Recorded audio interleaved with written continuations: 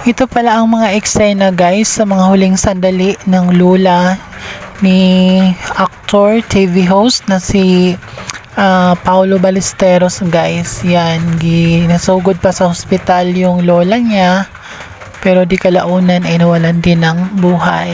Masakit mawalan, pero kailangan pa rin nating tanggapin ang katotohanan guys. Si Lula pala ay pinanganak noong February 14, 1927. So, ibig sabihin guys, ipinanganak si Lola nung Valentine's Day ng 1927. So, kung susumahin natin yung edad niya is 97 years old siya ngayong February 14 sana. Pero, hindi na siya umabot. Hanggang January 27 lang ang buhay ni Lula ngayong taon. Dito natin makikita kung gaano ka-close si Paulo Ballesteros sa kanyang lola at the rest of her grandchildren.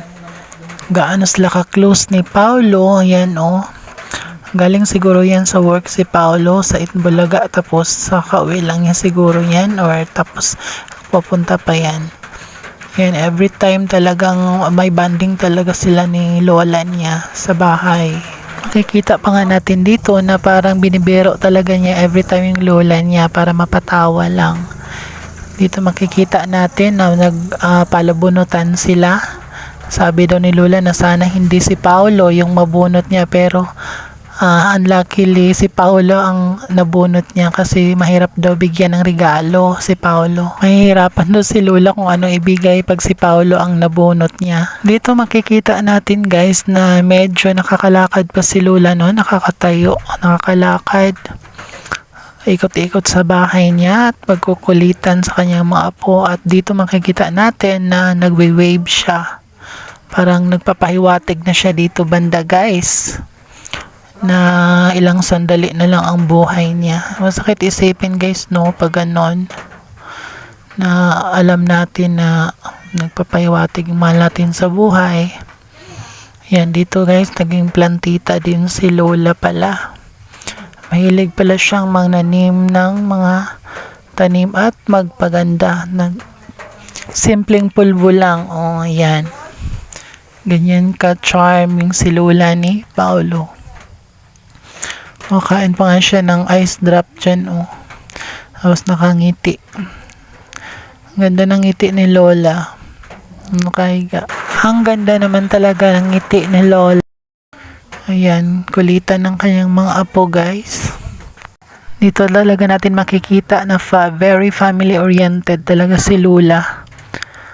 Kaya na Paulo Ballesteros, ang gaano niya kamahal ito at the rest of her grandchildren.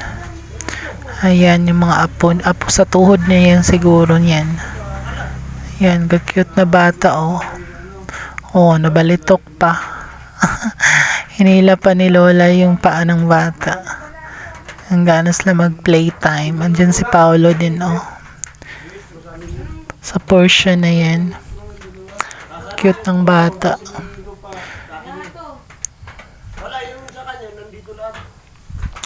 Habi talaga ang haba din ng buhay ni Lola guys, dahil mag 97 years old siya ngayong February 14 sana. Pero hindi siya umabot guys. Dito makikita natin na parang naka-wheelchair na lang si Lola at inalagaan na lang siya ng kanyang apo. Apo ba yan or anak? Isa sa anak niya. Ayan, naka-wheelchair na si Lola dito at medyo mahina na yung pangangatawan niya. At hindi na rin siya makatayo, kaya tinutulak na lang siya nakasakay sa wheelchair niya. At dito guys, makikita natin na nilagyan na siya ng swero ng oxygen para makahinga ng maayos. Kasi siguro dito nahirapan na si Lula sigurong huminga, kaya nilagyan na siya ng swero Ayan. Napaiyak pa nga dito yung isang yung babae na yan, apo niya o isa sa anak niya. Dahil parang meron na naman ditong pinapahiwatig si Lola guys. Kaya pagmasdan niyo ang dalawang apo niya, di ba umiyak sila. Dahil may sinabi si Lola na nagpapaiyak sa kanila, nagpapahiwatig na naman. So, grabe talaga guys, no? Prepare na prepare talaga si Lola sa kanyang alam na alam niya kung hanggang kailan lang ang buhay niya. Kaya, ibig sabihin, pinaghahandaan niya kay Bali ito guys. Kumbaga, parang wala siyang pinagsisisihan sa pagkawala niya. Rest in peace, Lola!